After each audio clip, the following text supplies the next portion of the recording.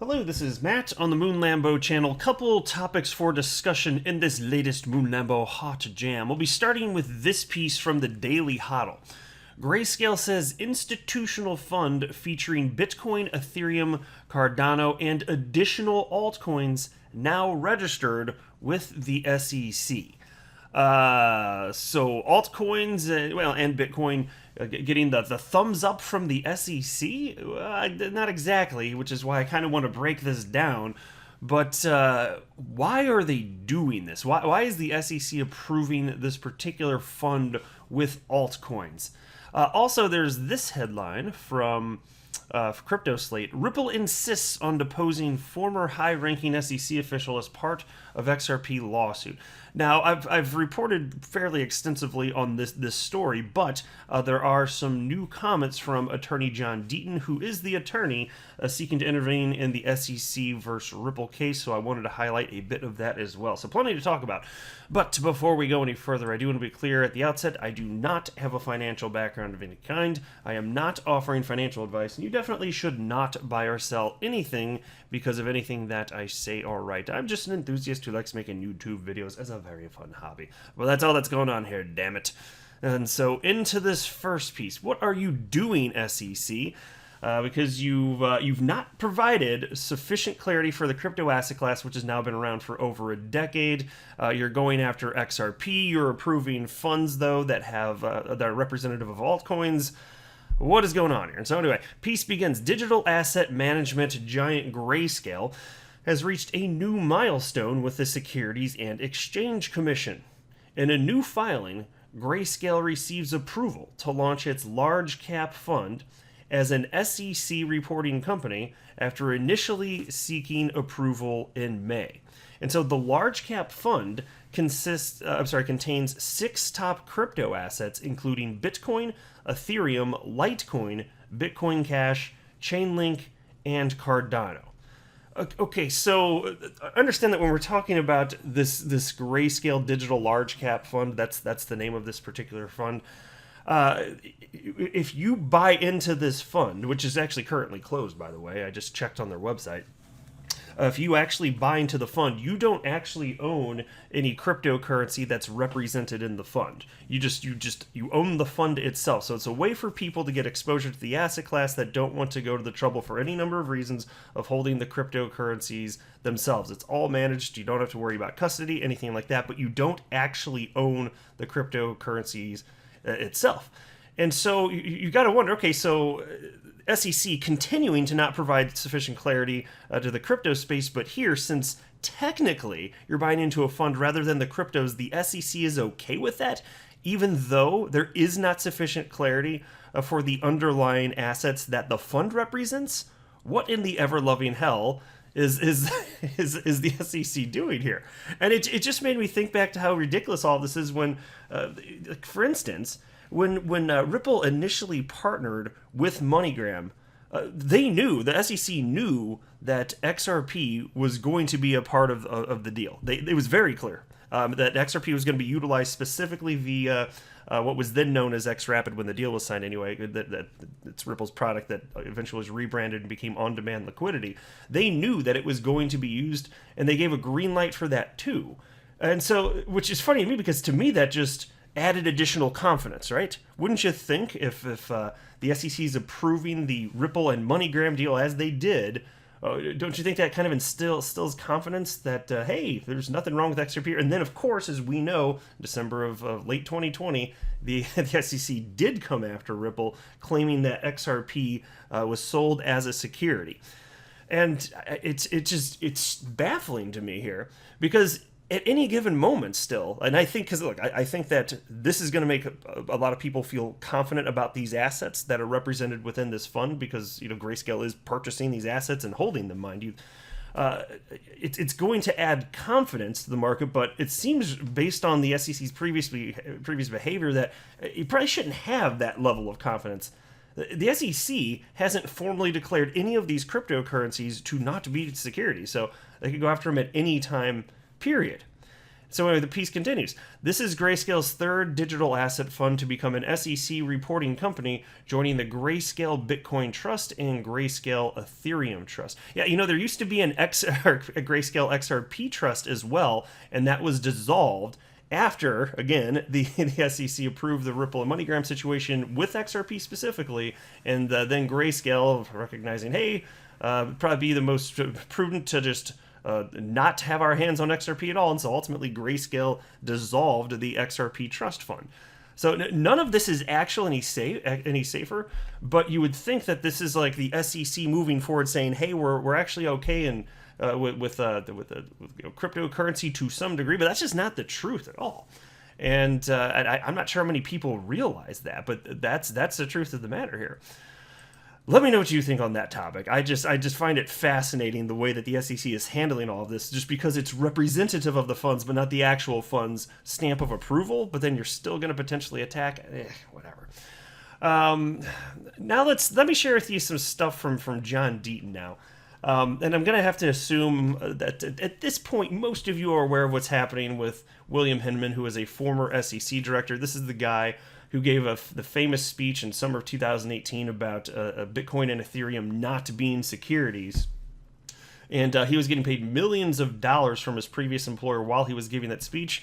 And his previous employer was benefiting from the policy that he set while he was there. And then when he left the SEC, he went back to work for his previous employer, which paid him millions of dollars while he was working at the SEC. It's crazy stuff. The optics are not so good on that. The optics are definitely not so good on that. And so Ripple wants to end up, hopefully, they want to get William Hinman under oath. And so, understandably, everybody in our XRP community we're following this stuff pretty closely, obviously. We're just looking at this like, what in the ever-loving hell is going on now? This is ridiculous. And so John Deaton, he tweeted out the following. Why would the SEC fight Hinman's subpoena?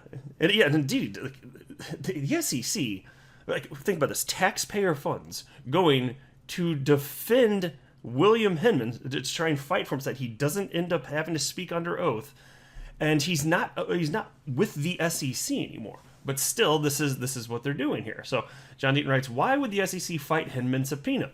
Please don't argue allowing his deposition would discourage future public servants.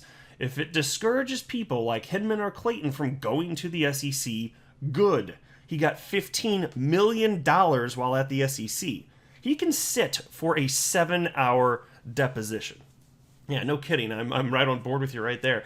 And this is an argument that the SEC is making that there's got to be a really exceptionally high bar to go after a former SEC high-ranking official, because you're going to discourage good, qualified people from taking jobs at the SEC if they know they can constantly get sued. But here's the thing. This doesn't look good. Like there's functionally something just doesn't smell right here. So it's not like you're every single high-ranking official is wrongfully being accused of this or that. In a case like this, it's totally legitimate here. And so that's why when John Deaton wrote, hey, if it discourages people like Hinman or Clayton from going to the SEC, good, but if you're somebody operating in good faith, maybe you wouldn't be as concerned about jumping in. And so then he wrote the following. This is John Deaton again. 3 questions.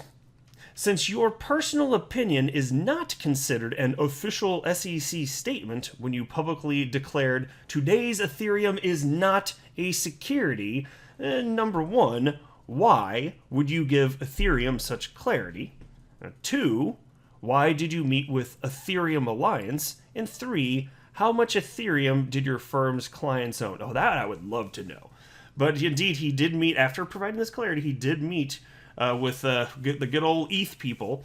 And why? Why do you think, right? That's what I'm saying. None of this passes the smell test. It's rather absurd as far as I'm concerned here. So, my gosh.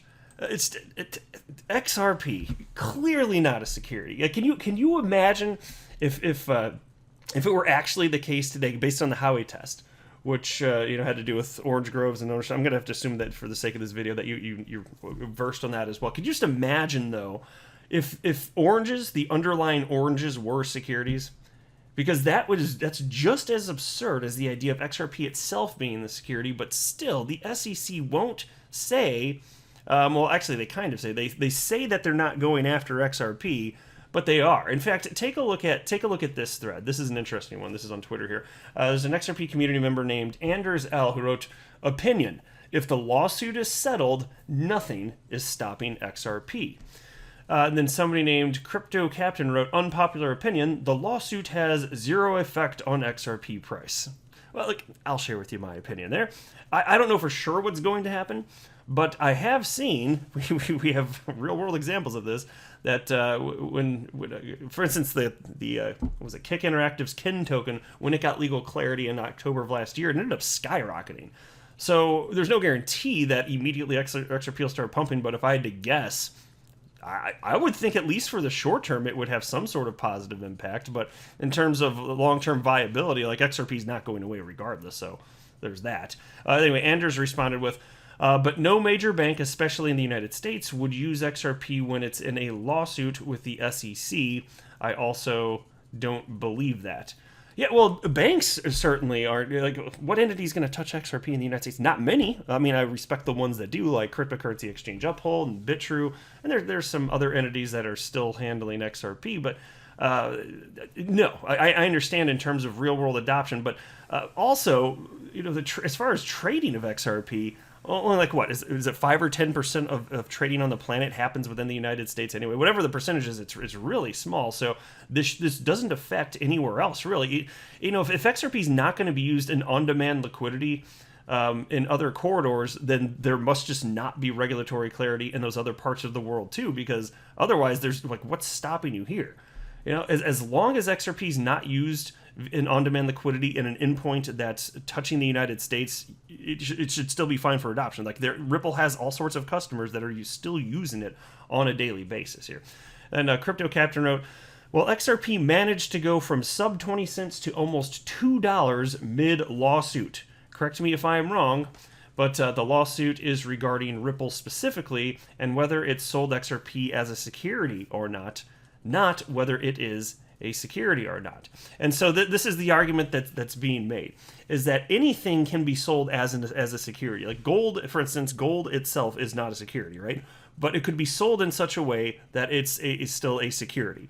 Because if there's a common enterprise and you're promising to basically prop up the price of gold or this or that, you could be any underlying asset. So it could be XRP, it could be oranges, it could be gold. But pick your asset; it doesn't matter. That doesn't mean that the outside of those actions specifically tied to those people that are participating within whatever that offering is.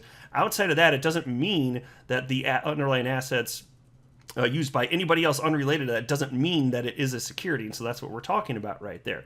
And so then Anders wrote, that's incorrect. The SEC alleges that XRP in itself is a security. And then Crypto Captain wrote, again, obviously open to opinion, of course, my friend, but the way I read it is that they allege Chris and Brad sold XRP as a security. Not that XRP especially is a security. I could be wrong, though. And then Thinking Crypto, who is Tony, runs a Thinking Crypto YouTube channel, wrote, correct. Check my interview with SEC's Hester Peirce. She mentioned the oranges are not security in Howie case. It was how they were sold. And that part is true, actually. And then Anders tagged Attorney Jeremy Hogan, said, would appreciate it if you would clarify this. And then I just jumped in and I wrote, because I knew what they were talking about, and they were kind of... They both had pieces of the puzzle. They had to smash them together. So I wrote, the SEC says that they're not claiming that XRP itself is a security, but then, as John Deaton points out, the arguments they actually make in their litigation against Ripple effectively claim that XRP itself is a security. They're trying to have it both ways because of reasons. And that's true. That is what we're seeing here. That if you ask them to your face, they'll say, no, we're not claiming that XRP itself is a security. But then if you look at what is in the litigation, oh, they absolutely are. And John Deaton has highlighted this. And here's a tweet from him. In fact, he wrote, the SEC claims all XRP, including XRP traded in the secondary market, equal investment contracts with Ripple. Even if you acquired XRP as a payment, Time, Coil, YouTube, it's an investment contract according to SEC. Using this rationale, the oranges would be securities. And so you can see here's a snippet, and John shared this before. Here you go. The XRP traded, even in the secondary market, is the embodiment of those facts, circumstances, promises, and expectations, and today represents that investment contract. There you go. The XRP itself. So while they'll tell you to your face, no, we're not claiming that, they are claiming it. And this is the text from the actual complaint. So they're just trying to have it both ways for some reason. It's truly bizarre, but that's what they're actually doing here. Good old SEC. It's been good getting to know them the last half a year or so. I'll go ahead and wrap up there. I am not a financial advisor. You should not buy or sell anything because of anything that I say or write. That would be a very, very, very bad idea. Until next time, to the moon, Lambo.